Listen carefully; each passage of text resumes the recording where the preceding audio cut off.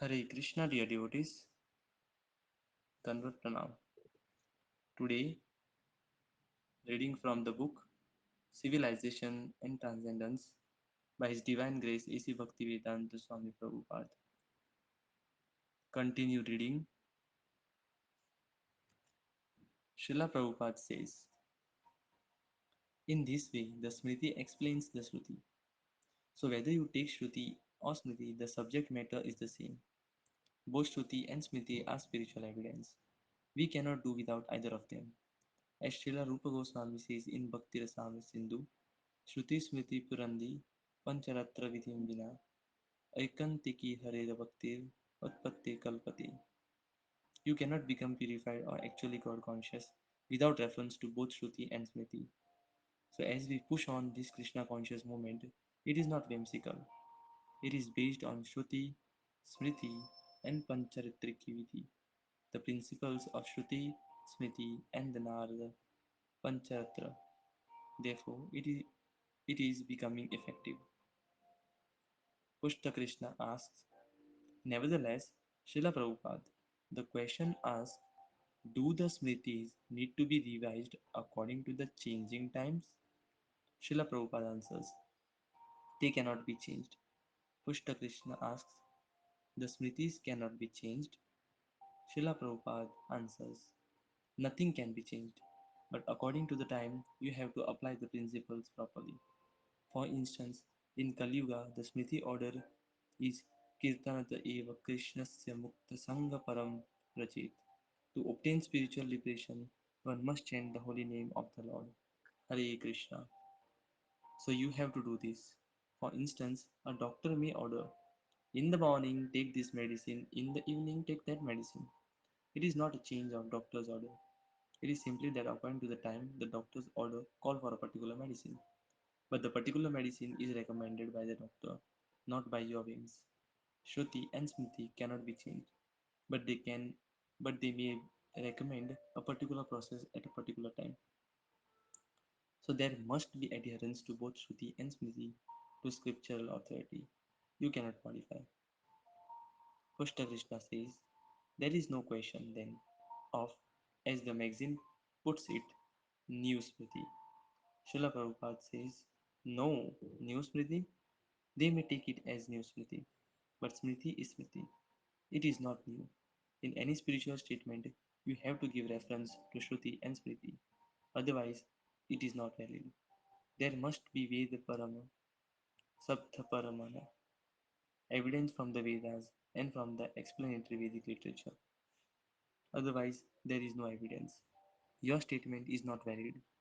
You cannot change the original Shruti Smriti, but you have to take their particular recommendation for the particular time, just as Krishna Chaitanya Mahaprabhu did when he urged his followers to heed the injunctions of Brihannaratya Purana.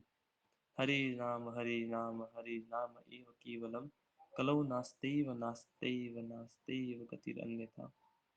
Chant the holy name, chant the holy name, chant the holy name of Krishna. In the present age of quarrel and anxiety, there is no other way to attain God realization. No other way, no other way. So, Shruti Smriti Pramana, citing evidence from the Vedas and the corollary literature, is the only method for making a spiritual statement. You have to take it. Pushta Krishna says, can anyone change Srila Prabhupada? No. Pushta Krishna says, the rules of conduct as described in the Smriti, Srila Prabhupada says, nobody can change them. But these particular rules and regulations in Shruti Smriti are for particular times, particular circumstances. So we have to take these rules and regulations. You cannot change them. Pushta Krishna asks, and who will sanction a particular application for a particular time and place? Srila Prabhupada answers, yes. This was done by Lord Shri Krishna Chaitanya. When he appeared 500 years ago, he sanctions the application of Shruti Smriti because he is a genuine authority. He is a genuine Acharya, and we are following in the footsteps of Chaitanya Mahaprabhu. It is not whimsical. You have to follow the authority. in all circumstances. Krishna Krishna asks, is this Vedic religion, this Sanatana Dharma, so broad that everyone is included? Srila Prabhupada answers, yes, Sanatana means eternal. As Krishna says in Bhagavad Gita, na yate na yamane sharire. The living entity within the body is not destroyed when the body is destroyed because he is eternal. So that eternity belongs to everyone. Not that the Hindus, after giving up this body, exist and the Muslim or Christians do not exist. Everyone exists eternally. So Sanatana Dharma is meant for everyone. Krishna Krishna asks, then is there anyone actually outside of Sanatana Dharma? Srila Prabhupada answers, nobody is actually outside. Everyone is an eternal spirit soul and therefore everyone is meant for the eternal religion, Sanatana Dharma. You may think that you are not an eternal spirit soul, but that is simply illusion. There are so many rascals who think that with the death of the body, everything is finished. They may think so, but that is not a fact. Similarly, you may think, I am not a Sanatan Dharmi, a follower of Sanatan Dharma. I am a Christian, but actually you are a Sanatan Dharmi. Of course, if you wish to think otherwise, you can. You can check it. Hari Sauri says. So whether one can be accepted as following Sanatan Dharmi depends on how one acts. Srila Prabhupada answers, yes, if one does not act according to the rules and regulations of Sanatan Dharma, that is his business. That's all. The ultimate knowledge. Pushta Krishna asks, Srila Prabhupada, this is the next question. In the Kali Yuga, the current age of quarrel and hypocrisy, bhakti has been described as the most suitable and the easiest path of God realization. Yet, how is it that Vedantic teachings, with their accent on jhana, are being given the pride of place by noted savants? Srila Prabhupada answers, the so-called Vedantists, the Mayavadists, are bluffers. They do not know that what Vedanta is, but people want to be baffled, and the bufflers take advantage of it. The two words combined in the word Vedanta are Veda and Anta. Veda means knowledge and Anta means goal or end. So Vedanta means the end of all knowledge or Veda. Now in the Bhagavad Gita, Lord Krishna says, Vedaischa sarvair aham eva Veda. By all the Vedas I am to be known. So the whole Vedanta Sutra is a description of the Supreme Personality of God. The first statement of Vedanta Sutra is Atato Brahma Jitnasa.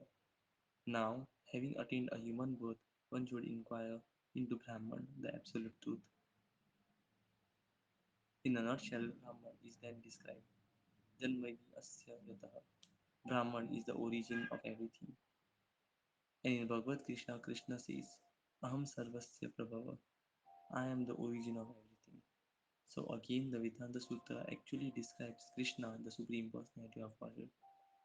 Now, because Srila Vyasadeva knew that in this Kali Yuga, people will not be able to study Vedanta Sutra nicely on account of lack of education, he personally wrote a commentary on Vedanta Sutra.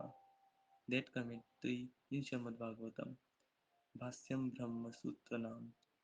The Śrimad-Bhāgavatam is the real commentary on the Vedanta Sutra, written by the author of Vedanta Sutra himself. The Vedanta Sutra was written by Vyasadeva and under the instruction of Narada, his spiritual master, Vyasadeva wrote a commentary on it. That is Śrimad-Bhāgavatam. Śrimad-Bhāgavatam begins with the same aphorism as the Vedanta Sutra, Janmadi Asya Yataha, and continues Anvayat Itaratas Chartesva Abhinajaha Swarat. So actually, the Vedanta Sutra is explained by the author in Śrimad-Bhāgavatam. But the rascals Mayavadi, without understanding Vedanta Sutra and without reading the natural commentary, Śrimad-Bhāgavatam, are posing themselves as Vedantists. That means they are misguiding people. And because people are not educated, they are accepting these rascals as Vedantists. Really, the Mayavadi Vedantists, they are buffaloes. They are not Vedantists. They do not know anything of the Vedanta Sutra. That is the difficulty. Actually, what is stated in Śrimad-Bhāgavatam, that is real Vedanta. Hare Krishna. Thank you very much, dear devotees. Srila Prabhupada ki Jai.